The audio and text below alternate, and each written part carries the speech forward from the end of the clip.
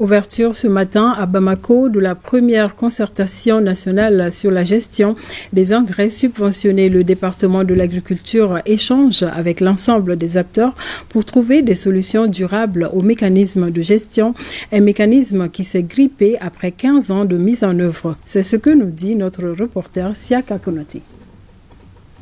Le représentant du département de l'agriculture, des services techniques, producteurs, fournisseurs et autres acteurs se concertent pour trouver des solutions durables au mécanisme de gestion de la subvention des engrais, analyser ses impacts sur la production et la productivité agricole. Ces échanges doivent nous permettre de trouver ensemble des voies et moyens pouvant aboutir à des solutions rationnelles, efficaces et efficientes à la problématique liée à la gestion de la subvention des engrais.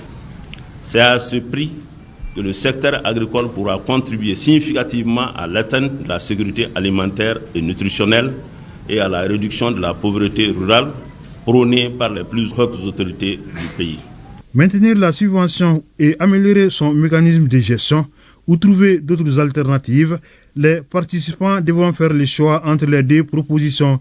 Certains acteurs optent pour la réorientation des fonds alloués à la subvention à d'autres activités. Nous, les fournisseurs, nous pensons à la redistribution de cette subvention vers du matériel agricole, vers l'aménagement des terres. En dépit de toute cette subvention, la productivité n'est pas au bout du rouleau. Donc ça ne servira à rien de continuer sur ce chemin. Il faut carrément changer de pratique.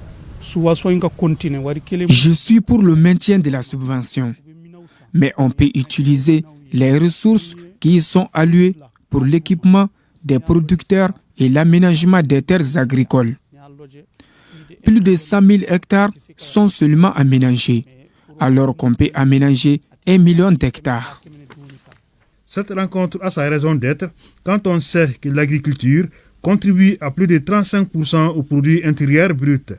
Le secteur agricole qui tire l'économie nationale occupe environ 70% de la population active, fournit près de 20% des recettes d'exportation et contribue à hauteur de 35,7% dans la constitution du produit intérieur brut, en référence faite aux statistiques de 2021.